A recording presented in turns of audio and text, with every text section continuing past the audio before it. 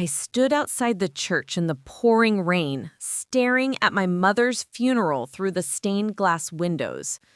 My own sister had planned everything without me, saying I was too emotional to make decisions. But she had no idea what would happen when the lawyer read Mom's will 7 days later. Everything in this video is connected, so watch until the end. The final revelation will leave you speechless. Before we jump back in, tell us where you're tuning in from, and if this story touches you, make sure you're subscribed, because tomorrow I've saved something extra special for you. The rain hammered against the windshield as I sat in my car across from St. Augustine's Church, watching strangers file into my mother's funeral. My mother's funeral! And I'd found out about it through a Facebook post. 3 days ago, I was in Seattle closing the biggest deal of my career as a software consultant when my phone lit up with a notification. Victoria Brennan had posted photos of flower arrangements with the caption, "Finalizing the beautiful details for Mom's celebration of life. She would have loved these white roses." My hands had gone numb.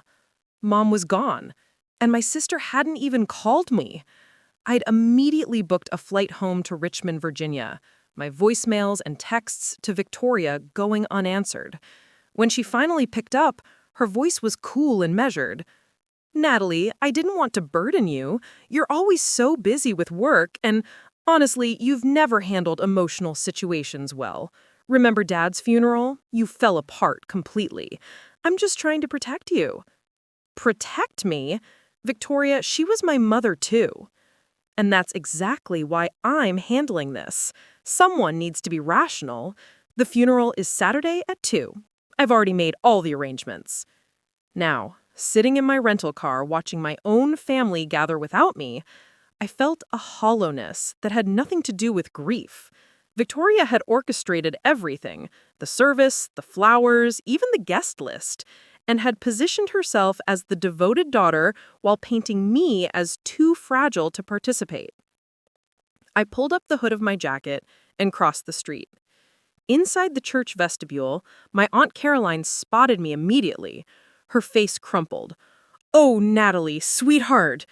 She pulled me into a tight embrace. "I'm so sorry. Victoria said you couldn't make it because of work." She said what? Before Caroline could answer, Victoria appeared, immaculate in a black designer dress, her blonde hair styled perfectly. Her eyes widened when she saw me, but she recovered quickly, plastering on a sympathetic smile. "Natalie, you made it after all. I wasn't sure you'd be able to get away from your project." Her voice carried just loud enough for nearby relatives to hear. "Come, let me catch you up on everything." She guided me into a side room, her grip on my elbow firm. The moment the door closed, her expression shifted. "What are you doing here?" "Attending my mother's funeral, Victoria. What does it look like?" "You're going to make a scene. I can already see it in your face, that emotional instability. This is exactly why I didn't involve you in the planning." "You didn't involve me because you wanted complete control, just like always." Victoria's jaw tightened. "I'm trying to honor Mom's memory with dignity, not turn it into a spectacle. If you can't compose yourself, maybe you should sit in the back." The back? At my own mother's funeral? I wanted to scream, to shake her, to demand answers.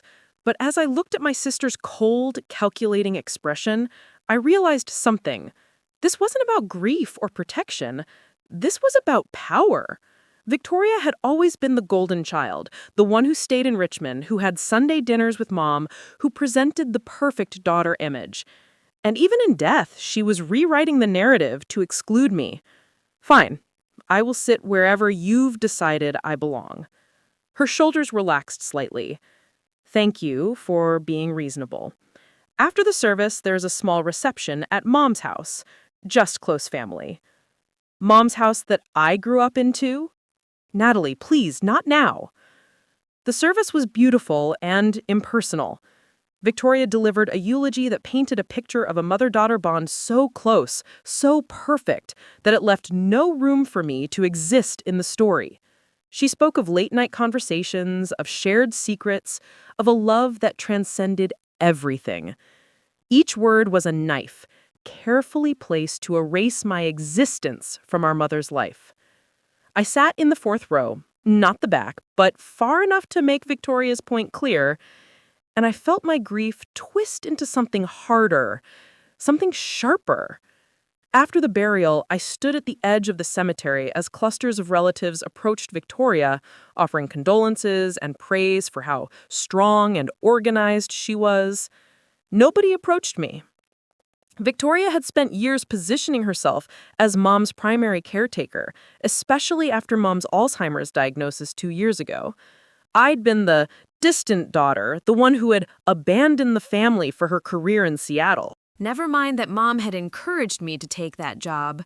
Never mind the weekly video calls, the monthly visits when I could afford the time off. Victoria had controlled the narrative, and now she was controlling Mom's final chapter. As I walked toward my car, my phone buzzed. An email from Harrison and Webb Law Firm. Reminder, reading of Helen Brennan's last will and testament scheduled for Saturday, November 18th at 10 a.m. Your presence is requested. 7 days from now. I looked back at the cemetery, where Victoria stood surrounded by well-wishers, the picture of filial devotion. She thought she'd won. She thought she'd successfully written me out of the story, positioned herself as the only daughter who mattered. But Mom had always been sharper than Victoria gave her credit for. Even with Alzheimer's clouding her final years, there had been moments of crystal clarity. Moments when she'd held my hand and whispered, "Don't let her take everything, Natalie. Promise me." I'd thought she meant memories. Now, standing in the rain-soaked parking lot, I wondered if she'd meant something far more tangible. 7 days until the will reading. 7 days until Victoria discovered that planning a funeral without me would turn out to be the least of her problems. I got in my car and drove away from the cemetery, leaving my sister to bask in her carefully constructed fiction. Let her enjoy it while it lasted. Preparing and narrating this story took us a lot of time, so if you are enjoying it, subscribe to our channel. It means a lot to us. Now, back to the story. The next morning, I woke up in a budget hotel near the Richmond airport, my phone already buzzing with messages.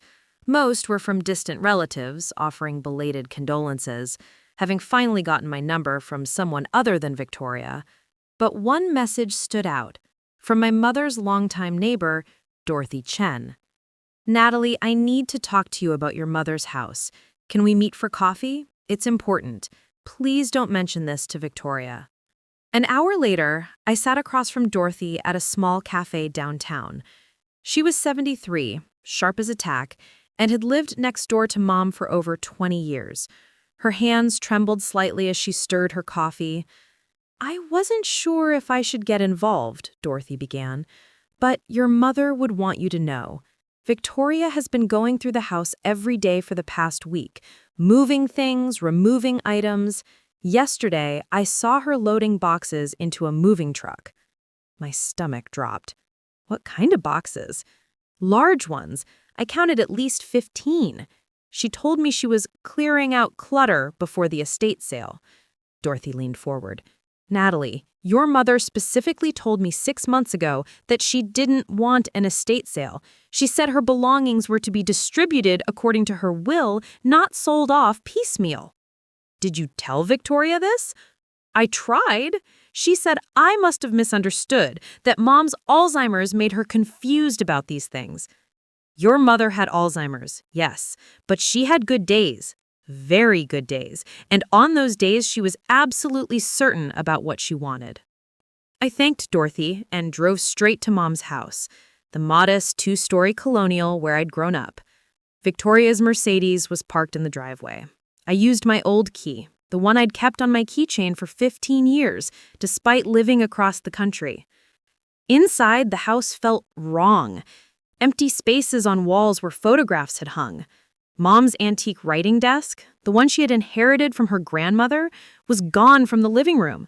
The built-in bookshelves that had been crammed with Mom's collection of first-edition mysteries were now half empty. Natalie? Victoria emerged from the kitchen, startled. What are you doing here? I could ask you the same thing. Where's Mom's desk? Her books? Victoria's expression smoothed into practiced calm. I'm organizing. The house needs to be prepared for sale, and there's so much junk accumulated over the years. I donated some items to charity, put others in storage. Storage? Or your storage? That's insulting. I'm handling Mom's affairs responsibly, which is more than you've done. You flew in for one day, and now you think you can question my decisions? I walked through the dining room. Mom's china cabinet was empty. The silver service we used for every holiday dinner, gone. Even the small things were missing.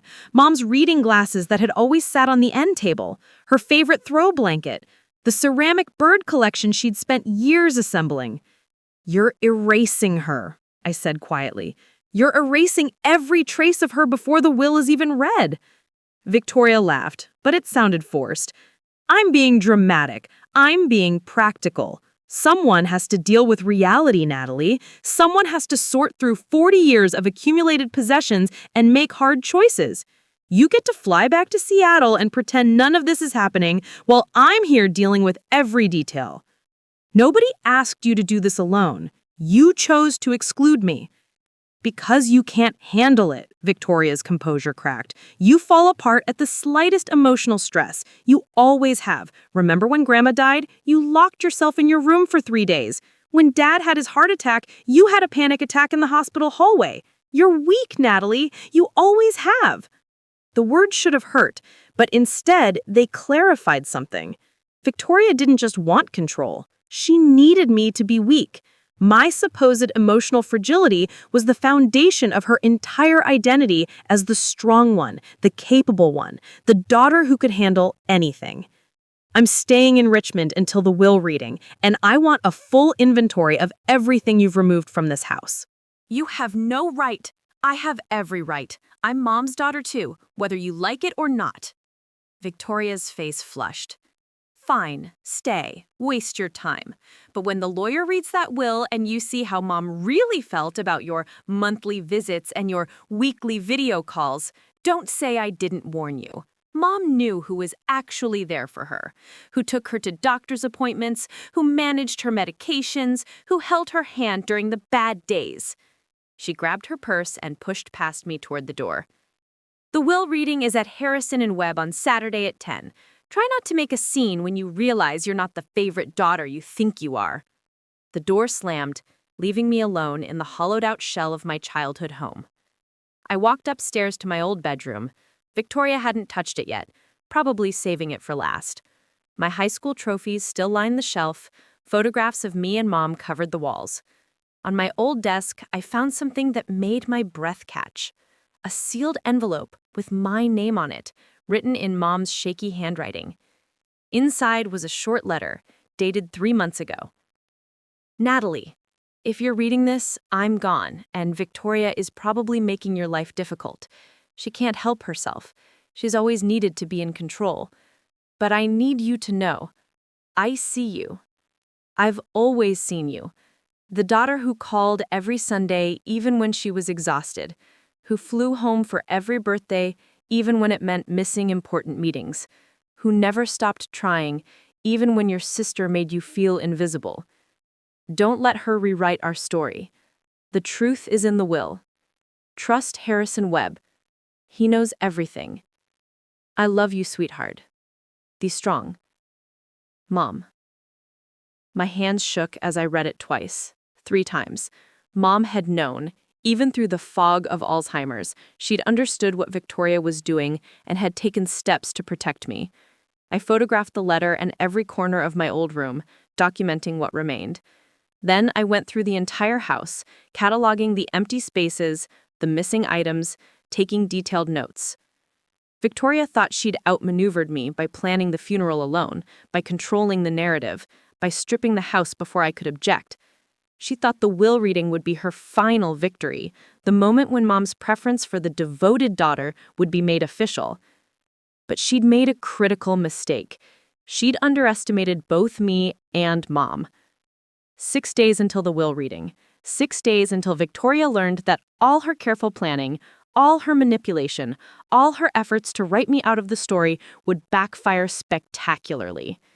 I locked up the house and drove back to my hotel, Mom's letters safely tucked in my bag. For the first time since I'd heard about the funeral on Facebook, I felt something other than grief and anger. I felt ready. The next morning, I did something I probably shouldn't have. I drove to Meadowbrook Senior Living, the memory care facility where Mom had spent her final 8 months. Victoria had insisted on the move, claiming Mom needed round-the-clock professional care that neither of us could provide. I'd questioned it at the time, but Victoria had been adamant, and I was in Seattle, too far away to fight effectively. At the front desk, a young woman named Jessica looked up with a warm smile that faltered when I introduced myself. "Oh, you're Helen's other daughter. We wondered when we'd meet you." Her tone wasn't accusatory, just surprised. "What do you mean?"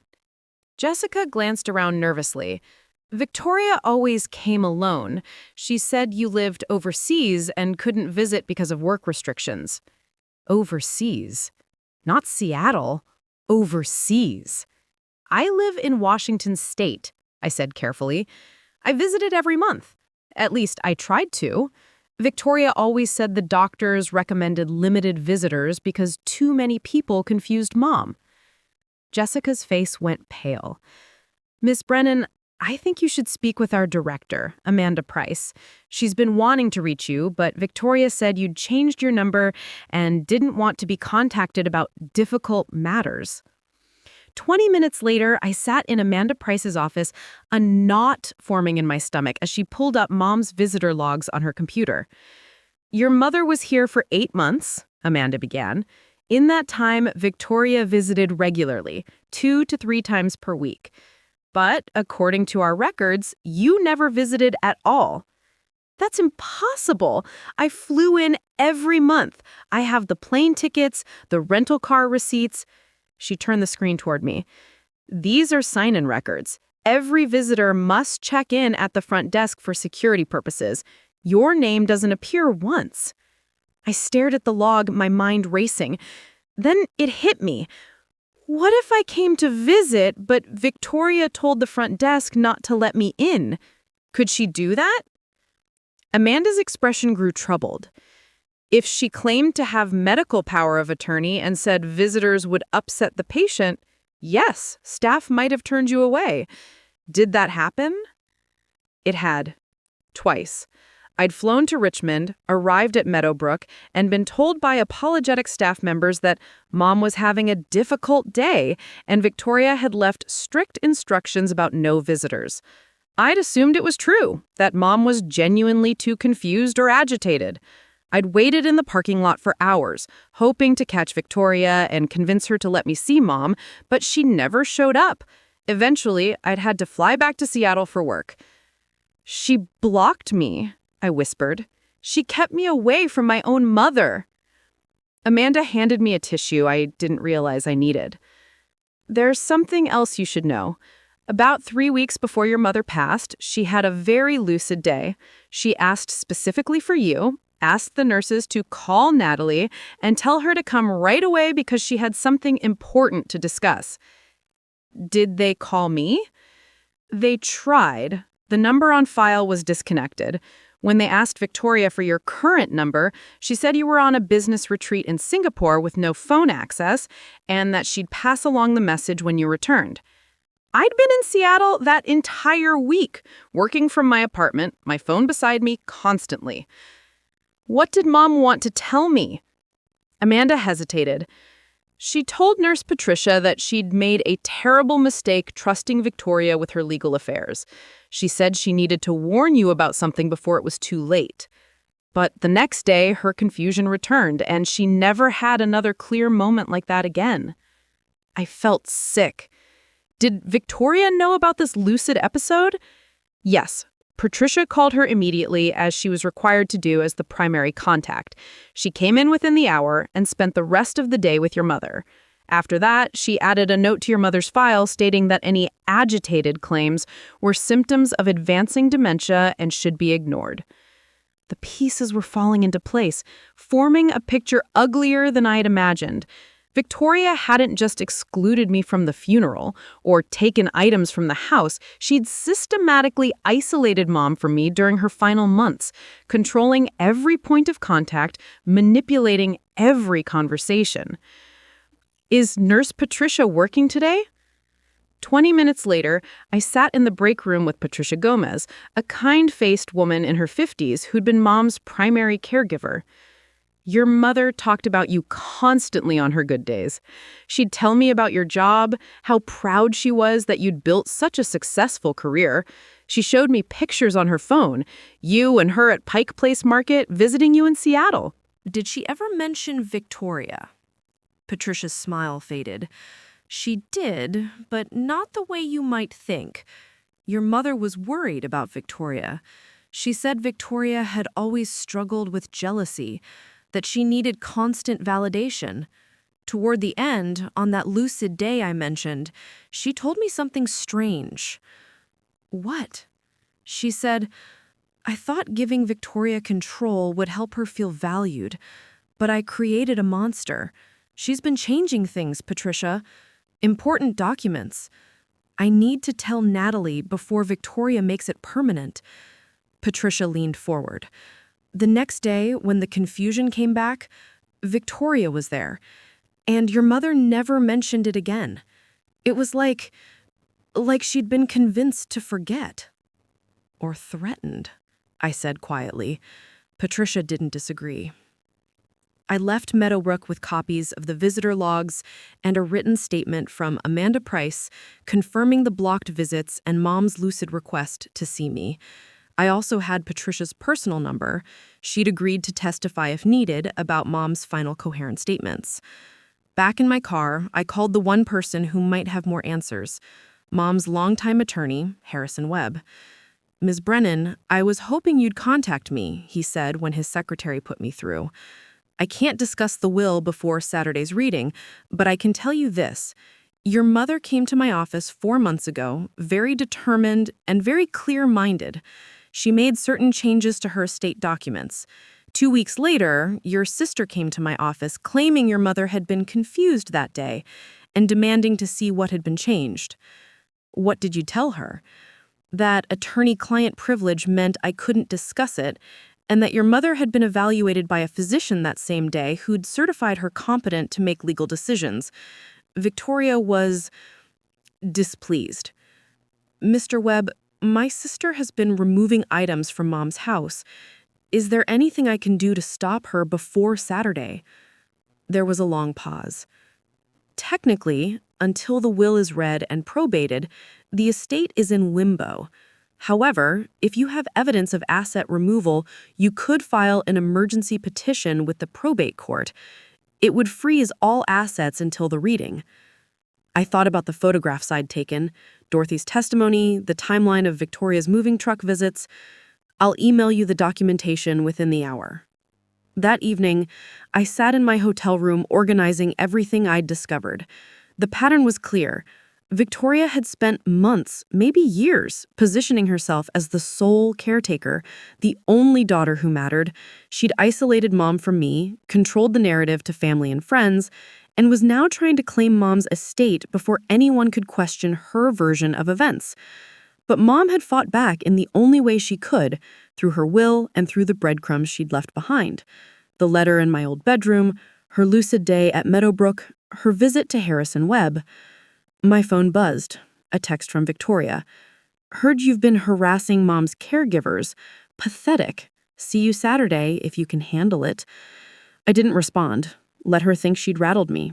Let her believe she still had the upper hand.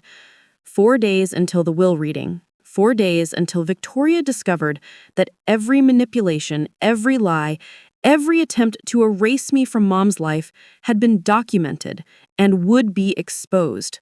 I opened my laptop and began drafting the emergency petition to freeze Mom's estate, attaching every piece of evidence I'd gathered. Victoria wanted to play games? Fine. But she'd forgotten one crucial detail. I wasn't the weak, emotional mess she'd spent years convincing everyone I was. I was my mother's daughter.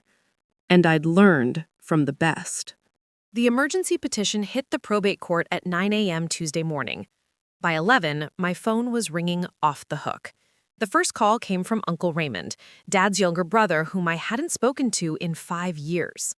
"Natalie, what the hell are you doing? Victoria just called me in tears saying you're trying to steal your mother's estate." "That's not what's happening, Uncle Ray. I filed to freeze the estate because Victoria's been removing assets before the will is even read. She said she was organizing. The house was a mess. Your mother was a pack rat. Did she tell you she blocked me from visiting Mom at Meadowbrook? That she told the staff I was living overseas?" Silence. "Uncle Ray? Look, I don't want to get involved in sister drama. Victoria says you're having some kind of breakdown, that grief is making you paranoid. She showed me texts where you accused her of terrible things." My jaw clenched. "What texts? I haven't texted her anything except asking about the funeral arrangements. The ones where you claimed she was poisoning your mother against you, that she was stealing from the estate. Really dark stuff, Natalie." I felt cold. "I never sent those texts. Forward them to me right now." "I don't think—" "Uncle Raymond, forward them, please." 5 minutes later, I stared at my phone in disbelief. The screenshots showed messages allegedly from my number, filled with unhinged accusations and profanity. Things I would never say, phrases I'd never use. The timestamps showed they'd been sent over the past 3 months, including last week when I was dealing with a product launch and definitely not composing paranoid manifestos about my sister. I called my cell carrier immediately. After 20 minutes on hold and multiple security verifications, a technician confirmed what I suspected. Someone with access to my iCloud account could have sent messages using my Apple ID from another device.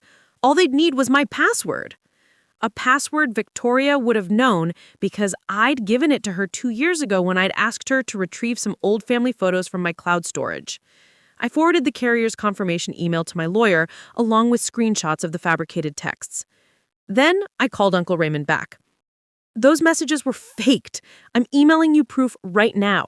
Victoria has been systematically building a case that I'm unstable so no one would believe me when I contested her control."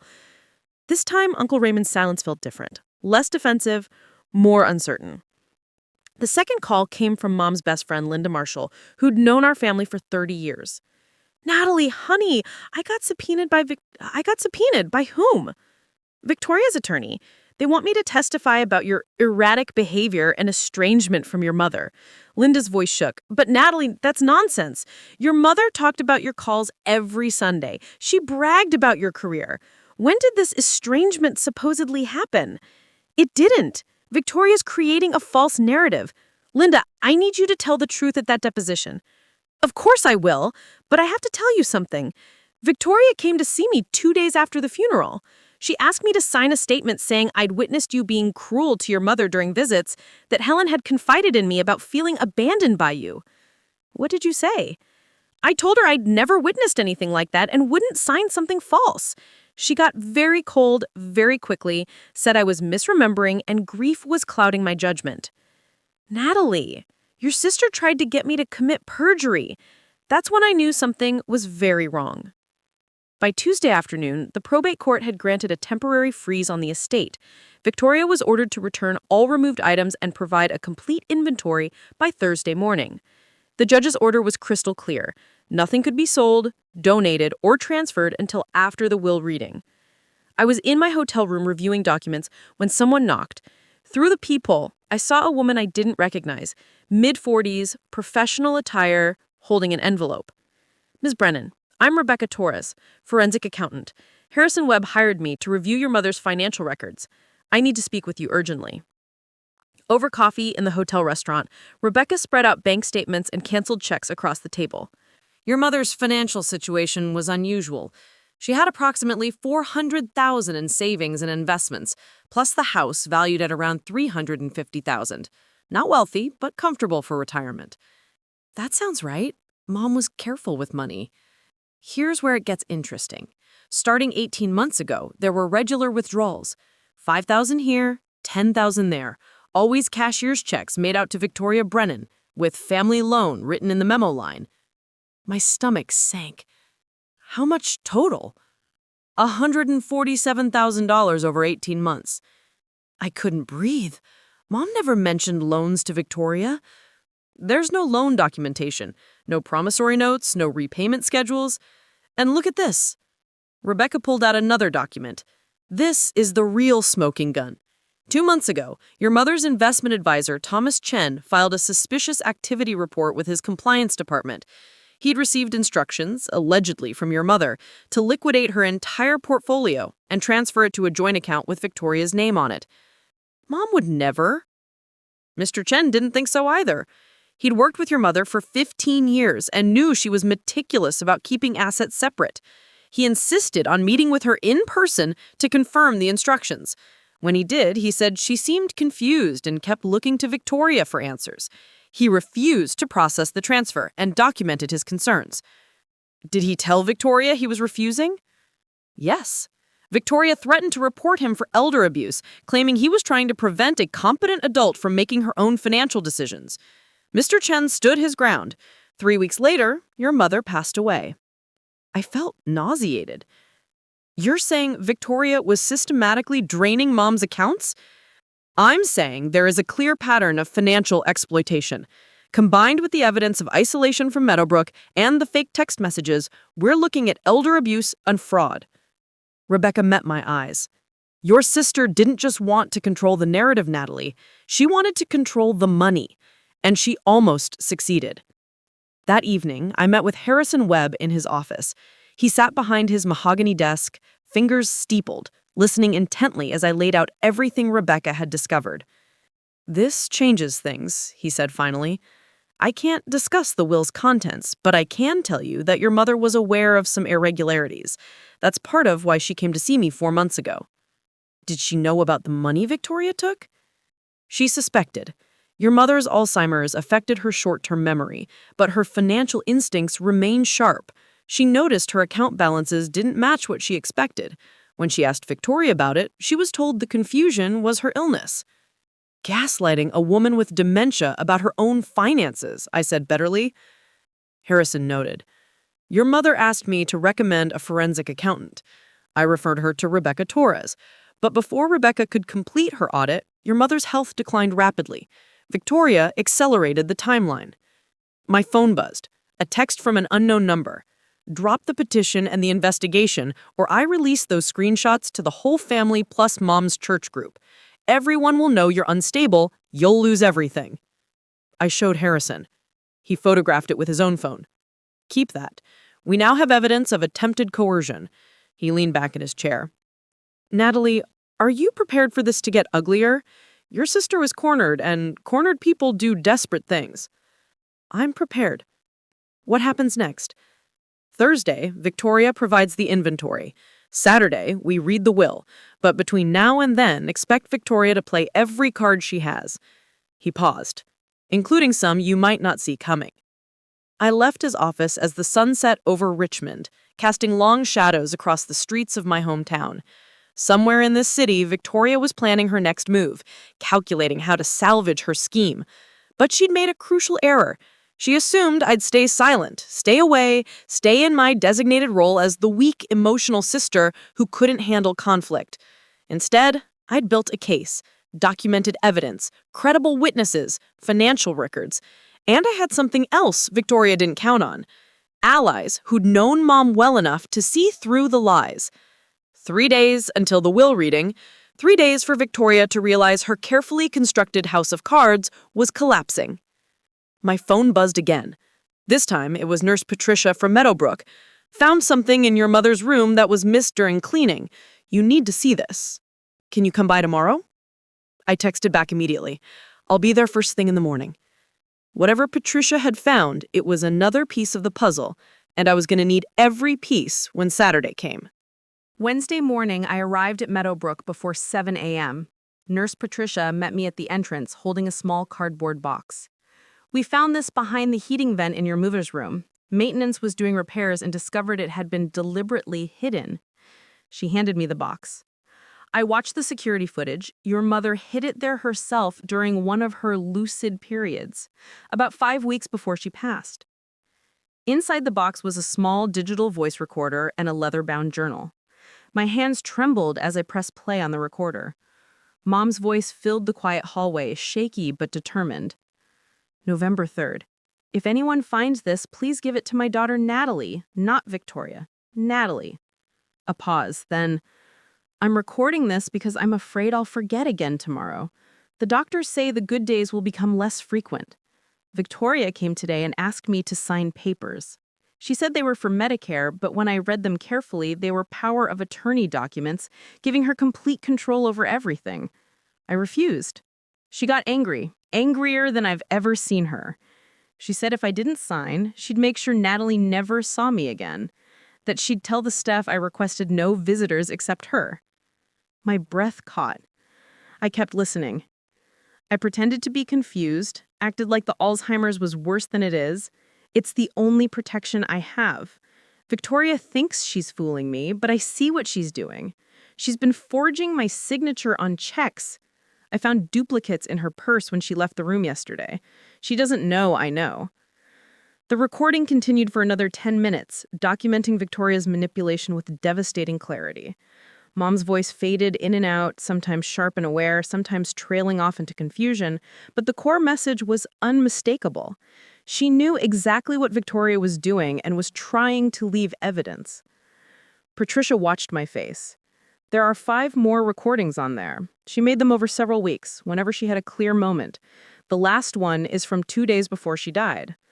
I fast-forwarded to the final recording. Mom's voice was weaker now, more frail. This might be my last chance to say this clearly. I changed my will. Harrison Webb helped me. Victoria doesn't know, and she can't find out until I'm gone because I'm genuinely afraid of what she might do. I left her something. She's still my daughter, but the bulk of my estate goes to Natalie. Not because I love one more than the other, but because Victoria has already taken so much. The money she borrowed, the items from the house she thinks I don't notice missing. I kept records. They're in the journal. Natalie, please don't let your sister rewrite our history. The truth matters.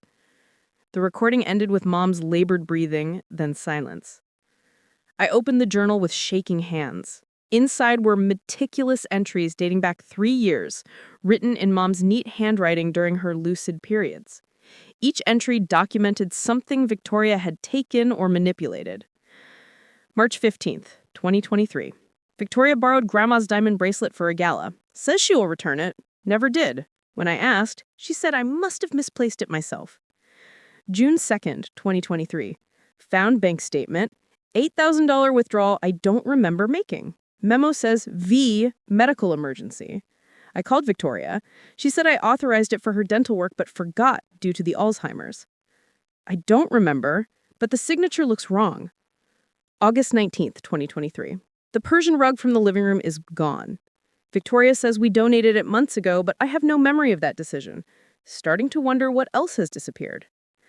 Page after page of documented theft and manipulation, written in moments of clarity and hidden away for protection. Mom knew she was being exploited but lacked the power to stop it while trapped in a facility Victoria controlled. The final entry, written in a shaky hand, was dated 5 weeks before Mom's death. I'm losing time faster now. Days blur together, but I managed to record everything on the voice recorder. Hid it with this journal where Victoria won't find it. If you're reading this, Natalie, know that I fought back the only way I could. I see who you really are, both of you. Saturday will make everything clear. Trust Harrison. I love you. I sat in the Meadowbrook hallway, holding my mother's journal, and finally let myself cry. Not just for the loss of her, but for the betrayal she'd endured alone, documenting her own exploitation while pretending to be more confused than she was to protect herself. Patricia sat beside me, quiet and respectful. When I'd composed myself, she said, "There's one more thing. Your mother gave me a sealed envelope 3 months ago. She made me promise to give it to Harrison Webb if anything happened to her. I took it to his office the day after she passed." What was in it? I don't know, it was sealed, but she was very insistent that Victoria never know it existed. I thanked Patricia and drove directly to Harrison Webb's office. His secretary tried to tell me he was in meetings, but I asked her to tell him I had the recordings. He appeared in the waiting room within 2 minutes. In his office, we listened to all 5 recordings. Harrison's expression grew grimmer with each one. When they finished, he sat back in his chair. Your mother was remarkable. Even while losing herself to Alzheimer's, she protected her own interests and yours. He opened his desk drawer and pulled out an envelope, the one Patricia had delivered. She asked me to share this with you before Saturday's reading, said you'd need to understand the full picture. Inside was a letter and a private investigator's report. The letter was brief. Natalie, I hired someone to follow Victoria for 3 months. I needed proof of what I suspected. The report is damning. She has significant gambling debts, nearly $200,000. That's why she needed my money. Not for her life, for her addiction. I confronted her once during a lucid moment. She cried, promised to get help, begged me not to tell you. I wanted to believe her. But then I found evidence she'd started forging my signature. I couldn't enable her destruction anymore. The will reflects this reality. Harrison will ensure justice is done.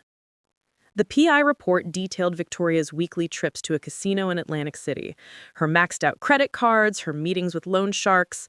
Photos showed her at poker tables, at the roulette wheel, signing papers with men in expensive suits. The last page documented a conversation the PI had overheard between Victoria and a casino manager about extending her credit line using inheritance money coming soon. She'd been counting on Mom's death, planning for it, accelerating her theft because she knew time was running out. My phone rang. It was the court clerk. Victoria had failed to comply with the order to return removed items. A hearing was scheduled tomorrow morning at 9 a.m. to discuss contempt charges. Harrison made a note. She's betting everything on the will reading. She thinks whatever's in there will override the court order and save her. Can it? No, but she doesn't know what's actually in the will. She's operating on assumptions and desperation. He looked at me seriously. Natalie, tomorrow's hearing will be difficult. Victoria will likely make serious accusations against you to deflect from her non-compliance. Are you ready? I thought about Mom, alone in Meadowbrook, using her last clear moments to document the truth, recording evidence with shaking hands, hiding journals behind heating vents, fighting back the only way she could. I'm ready. That night, I made copies of everything, the recordings, the journal, the PI report. I sent one set to my own attorney, one to my Uncle Raymond with a note asking him to listen before judging, and one to Linda Marshall. The truth needed to be distributed widely enough that Victoria couldn't suppress it. At midnight, my phone buzzed with a call from a number I didn't recognize. Against my better judgment, I answered. Natalie. Victoria's voice was rough, like she'd been crying or drinking or both. We need to talk. Please, sister to sister. I'm listening. I know how this looks. The court order, the money, all of it. But you don't understand the pressure I was under. Taking care of Mom, alone, managing everything, the stress. The gambling debts? Silence. Then, who told you about that? Mom did. She knew Victoria. She knew everything. That's impossible. She was too far gone to... She wasn't. She had lucid periods, and she used them to document what you were doing. The fake loans, the forged signatures, the items you stole, all of it. I could hear Victoria's breathing quicken. If you have evidence, you should give it to me. For the family. We can handle this privately, without lawyers and courts and public humiliation. So you can destroy it. So we can preserve Mom's dignity. Do you want everyone to know she died suspecting her own daughter of theft? How does that honor her memory? What honors her memory is telling the truth, something you've never been good at. Victoria's voice turned cold. You have no idea what you are doing. Tomorrow's hearing, Saturday's will reading, you think you're going to win some great victory. But I promise you, Natalie, you are going to regret pushing this. She hung up before I could respond. I sat in the darkness of my hotel room, Mom's journal on the nightstand beside me. Tomorrow, the court hearing. Saturday, the will reading. And through it all, Victoria would fight like a cornered animal because she had everything to lose. But so did I. I was fighting for Mom's truth, for justice, and for the closure Mom had orchestrated from beyond the grave. 2 days until the will reading. 2 days until everything Victoria had built on lies came crashing down. Thursday morning arrived with unseasonable warmth. I sat in the probate courtroom beside my attorney, Michael Brenner, watching Victoria enter with her lawyer, a polished man in his 60s named Gerald Ashford, who reportedly specialized in estate litigation. Victoria looked nothing like the composed woman from the funeral. Dark circles shadowed her eyes, her hair pulled back in a messy ponytail, her suit wrinkled. She wouldn't meet my gaze. Judge Catherine Morrison entered, and we all stood. She was a no-nonsense woman in her 50s, with a reputation for despising people who wasted her time. "Ms. Victoria Brennan," Judge Morrison began, peering over her reading glasses, "you were ordered to return all items removed from the estate property and provide a complete inventory by this morning. The court has received no inventory and no confirmation of returned items. Explain." Gerald Ashford stood. "Your Honor, my client has been operating under extreme emotional duress. Her mother recently passed. She's been managing funeral arrangements and—" "Counsel, I asked your client to explain, not you." Judge Morrison's tone could cut glass. "Ms. Brennan, please stand and address the court." Victoria rose unsteadily. "Your Honor, I didn't remove items from the estate. I was organizing and protecting valuable belongings from theft. The house has been sitting empty, and my sister," she gestured toward me, "has been making wild accusations and—" "Do you have the inventory?" "No, Your Honor, because I don't believe I should be required to." "That's all I need to hear. You're in contempt of court. However, before I impose sanctions, I'll give you one opportunity to explain where the removed items currently are." Victoria's hands clenched. "Some were donated to Goodwill. Others are in a storage unit for safekeeping. A few pieces, family heirlooms, are at my home where they won't be damaged or stolen." "Storage unit address?" Victoria rattled off an address. Judge Morrison made a note and turned to me. "Ms. Natalie Brennan, your petition also alleges financial impropriety. What evidence do you have?" Michael Brenner stood and presented the forensic accounting report, the bank statements showing the $147,000 in questionable withdrawals, and Thomas Chen's suspicious activity report. Judge Morrison reviewed them silently. The courtroom was so quiet, I could hear the wall clock ticking.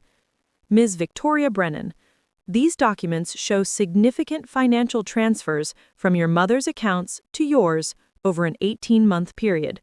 Were these gifts or loans?" "Loans, Your Honor. My mother was helping me through a difficult financial period. I intended to repay everything." "Do you have promissory notes, loan agreements, any documentation of terms?" Victoria's face flushed. "It was informal. Family doesn't need formal contracts." "Except," Judge Morrison said, flipping through the report, "your mother's investment advisor documented concerns about these transfers and your mother's confusion regarding them. The report states she seemed unclear about why she was giving you money." "She had Alzheimer's. Of course she was confused sometimes. But on good days, she wanted to help me." I couldn't stay silent anymore. "Your Honor, may I present additional evidence?" Judge Morrison nodded. Michael handed her the journal and a transcript of Mom's voice recordings. The judge read through Mom's handwritten entries, her expression darkening with each page. "These are serious allegations, Miss Victoria Brennan. Your mother documented what she believed was systematic theft, including her claim that you forged her signature on checks." Gerald Ashford jumped in. "Your Honor, those journal entries were written by a woman with advanced dementia. They can't be considered reliable evidence of anything except her deteriorating mental state." "Except she also made audio recordings," I said, "on days when she was lucid enough to operate a recorder and articulate complex thoughts. Would the court like to hear them?" Victoria went pale. "Those are fake. She didn't make any recordings." "They're time-stamped and were recovered from a hiding place your mother created." Michael held up a USB drive. The recordings include specific details about forgery, manipulation, and threats made by Miss Victoria Brennan. Judge Morrison accepted the USB drive. I'll review these in chambers, but based on what I've seen so far, Ms. Victoria Brennan, you are ordered to return all removed items to the estate property within 24 hours. Failure to comply will result in a $10,000 fine and possible jail time for contempt. Additionally, I'm appointing a neutral estate administrator to oversee all assets until the will is probated. Neither of you will have access to the property or accounts without administrator approval. Your Honor, that's completely unnecessary, Gerald began. Counsel, your client has already demonstrated she cannot be trusted to follow court orders. This conversation is over. Judge Morrison banged her gavel. We'll reconvene Monday to review compliance. Dismissed. As we filed out of the courtroom, Victoria grabbed my arm in the hallway. You just humiliated me in front of a judge with Mom's delusional ramblings. Are you proud of yourself? I pulled my arm free. Those weren't delusional ramblings. They were Mom protecting herself from you. She was sick. You weren't there, Natalie. You don't know what it was like managing her care, watching her fade. I did everything for her while you collected a paycheck in Seattle. You stole from her. You forged her name. You isolated her from me so you could drain her accounts without interference. I borrowed money I desperately needed. And yes, I kept you away because every time you visited, you upset her with your guilt trips about moving across the country. She'd be agitated for days after you left. That's not what Nurse Patricia says, or Amanda Price, or the visitor logs that prove you blocked my visits entirely. Victoria's face contorted with rage. You think you're gonna waltz into that will reading on Saturday and discover Mom left you everything? Is that your fantasy? Let me tell you what's really going to happen. Mom's will was written 3 years ago, before her Alzheimer's got bad. I'm named executor and primary beneficiary. Whatever story you've constructed in your head about Mom's lucid moments changing everything is pure delusion. We'll find out Saturday, won't we? She stepped closer, her voice dropping to a whisper. If you think I'm going to let you steal my inheritance after everything I sacrificed, you're insane. I will fight you with everything I have. You don't have anything left to fight with, Victoria. The court just took away your access. You're in contempt, and every lie you've told is unraveling. Her eyes glistened with tears, whether from anger, fear, or genuine emotion. I couldn't tell. You're going to regret this. When this is over, you'll realize you destroyed our family over money that was never yours. She turned and walked away, Gerald Ashford hurrying after her. Michael Brenner touched my shoulder. That went better than expected. The judge saw right through her. What happens now? The estate administrator will take inventory of the storage unit and Victoria's home today. Everything gets cataloged and secured. Tomorrow, we prepare for the will reading. Saturday, he paused. Saturday, we find out what your mother really wanted. I left the courthouse and drove to Mom's house, where a court-appointed administrator named Frank Delgado was already conducting an inventory. He moved through rooms with methodical efficiency, photographing empty spaces, noting what was missing. The storage unit is being cataloged as we speak, Frank told me. We've already found several items matching your photographs: antique furniture, artwork, jewelry boxes. Your sister wasn't exaggerating about the volume. There are at least 40 boxes. My phone buzzed. A text from Uncle Raymond. Just listen to the recordings you sent. I'm so sorry I doubted you. Can we talk? Another message came through, this time from Linda Marshall. Natalie, I read the journal. Your mother was so brave. I'm testifying on your behalf if needed. This has to stop. The truth was spreading. The careful narrative Victoria had constructed for years was crumbling, and she knew it. That's why she'd been so desperate in the hallway, not because she believed she'd win, but because she knew she'd already lost. Tomorrow was Friday. One more day of preparation, one more day of Victoria scrambling to salvage her story. Then Saturday, the will reading. The moment Mom had planned for during those precious lucid hours, when she'd summoned the strength to protect me and expose Victoria's betrayal. I stood in Mom's empty living room watching Frank catalog the spaces where family heirlooms had once stood and felt a strange calm settle over me. The storm was coming, but I was ready for it. One day until the will reading. One day until everything changed. Saturday morning broke cold and clear. I arrived at Harrison Webb's office 15 minutes early, dressed in the navy suit Mom had bought me for my first job interview. She'd said it made me look powerful and professional. Today, I needed both. The conference room had floor-to-ceiling windows overlooking downtown Richmond. A long mahogany table dominated the space, formal and imposing. Harrison was already there, arranging documents with precise care. "Natalie, thank you for being punctual." He gestured to a chair. "We'll begin at 10 sharp, regardless of who's present." Victoria arrived at 9:58, Gerald Ashford trailing behind her. She'd clearly made an effort with her appearance. Hair professionally styled, makeup carefully applied, a black Chanel suit. But her hands trembled as she set her purse on the table. We sat on opposite sides, the expanse of polished wood between us like a chasm. At exactly 10:05, Harrison cleared his throat. "We are here for the reading of the last will and testament of Helen Margaret Brennan, deceased. This will was executed on July 22nd of this year, superseding all previous versions." Victoria's head snapped up. "That's impossible! Mom's will was from 3 years ago. I was there when she signed it." That will was indeed valid until July 22nd, when Mrs. Brennan came to this office of sound mind and body to make substantial revisions. Harrison pulled out a medical evaluation form. She was examined that same day by Dr. Robert Yang, a neurologist, who certified her mentally competent to make legal decisions. His evaluation is part of the record. Gerald Ashford's face tightened. He'd built his strategy around the old will, and I could see him rapidly recalculating. Harrison began reading. "I, Helen Margaret Brennan, being of sound mind and memory, do hereby make this my last will and testament, revoking all previous wills and codicils."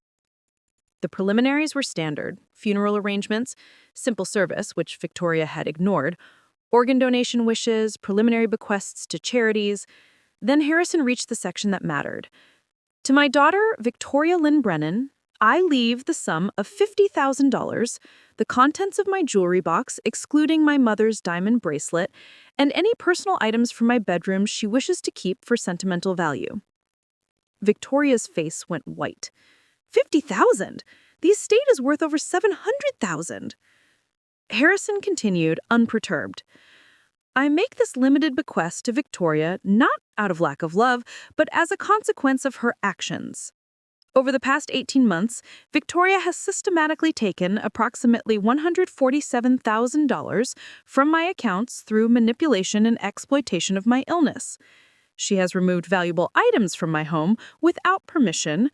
Most painfully, she has deliberately isolated me from my daughter Natalie through lies and interference with visitation rights."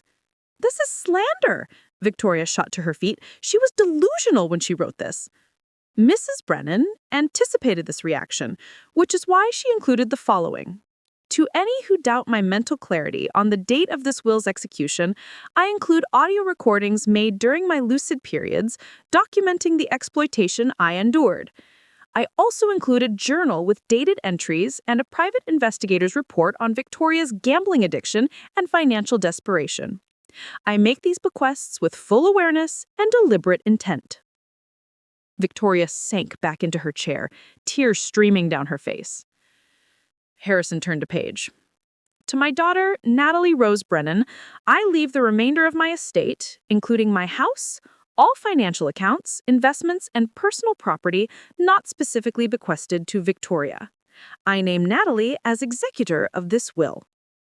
My throat tightened.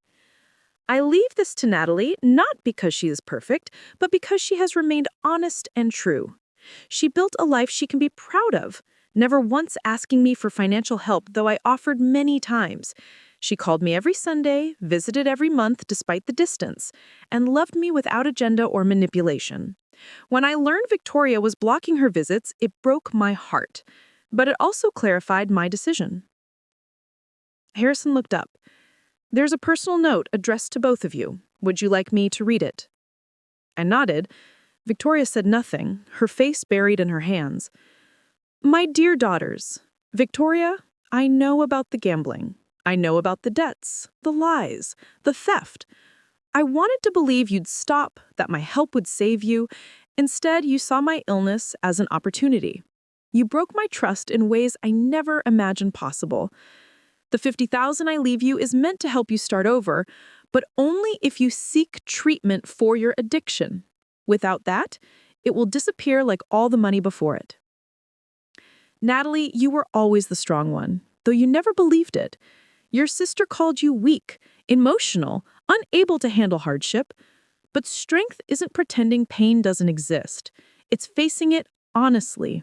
You did that when your father died, when your career had setbacks, when life disappointed you. I'm proud of the woman you became. I wish things had been different. I wish both my daughters could have stood together at my funeral, united in grief instead of divided by greed. But I cannot ignore reality to preserve a comfortable fiction. The truth matters, even when it hurts. Forgive each other if you can, but never forget that love without honesty is just another form of manipulation. With all my heart, Mom. Silence filled the conference room. Through the windows, I could see the city moving on with its Saturday morning, oblivious to the small drama playing out in this office. Victoria spoke first, her voice raw. She had no right to air my private struggles in a legal document. She had every right to explain her bequests, especially given the likelihood of contestation. I'm contesting this. The gambling report, the recordings, it's all circumstantial. You can't prove those checks weren't legitimate loans. Gerald Ashford put a hand on her arm. Victoria, I strongly advise against contestation. The evidence is substantial, and a court battle will cost more than the $50,000 you've been left. Additionally, there's the matter of the contempt ruling and potential criminal charges for forgery. She jerked away from him. So that's it? Years of caring for her, managing her illness, and I get $50,000 while Natalie gets everything? You didn't care for her, I said quietly. You isolated and robbed her. There's a difference. Victoria's eyes blazed. You have no idea what it was like, watching her forget my name, cleaning up after her, dealing with her paranoia and accusations. You got to fly in once a month, play the dutiful daughter for a weekend, then escape back to your perfect Seattle life. I lived it every day. You could have asked for help. Instead, you used her illness as cover to steal. I was desperate. Do you understand that? I was drowning, and she had money just sitting there. Money she'd saved for 40 years. Money she'd planned to use for her care, for her final years. You stole her security and her dignity. Victoria stood abruptly. I'm leaving. Gerald will discuss appeal options Monday. But Gerald remained seated. There won't be an appeal, Victoria. I'm withdrawing as your counsel. This case is unwinnable and, frankly, unethical to pursue. She stared at him in disbelief, then turned and walked out, leaving only the echo of her heels on marble floors. Victoria began organizing documents. You'll need to sign acceptance of executor duties, Natalie. Then we'll begin the probate process. Given the circumstances, it should be straightforward. I signed the forms with a hand that didn't shake anymore. Outside, the November sun warmed the streets where Mom had lived her whole life. The city held her memory now, in the house I'd inherit, in the friends who'd known the truth, in the journal she'd hidden behind a heating vent to protect me. 3 weeks later, I stood in Mom's house, my house now, watching movers carefully pack the belongings Victoria had returned under court order. The diamond bracelet sat on my wrist, warm against my skin. I'd found it in Victoria's storage unit, buried in a box marked Donations. My phone buzzed, a text from an unknown number. I started gambling counseling. Won't ask for forgiveness. Just thought you should know. V. I stared at the message for a long moment, then typed back. Good. I hope it helps. Not forgiveness. Not yet. Maybe not ever. But acknowledgement that the door wasn't completely closed. Mom had been right about many things. She'd been right that truth mattered more than comfortable fiction, right that I was stronger than I believed, and right that love without honesty was just manipulation. I'd lost my mother, but in the recording she'd left behind, the journal entries written in moments of clarity, and the will that told the truth even when it hurt, I'd found something precious. Proof that she'd seen me clearly, loved me fully, and fought for me as her mind slipped away. That was the real inheritance, not the money or the house, but the knowledge that I'd been worthy of her trust. And that, finally, was enough. Up next, you've got 2 more standout stories right on your screen. If this one hits the mark, you won't want to pass these up. Just click and check them out. And don't forget to like, subscribe, and turn on the notification bell so you don't miss any upload from us.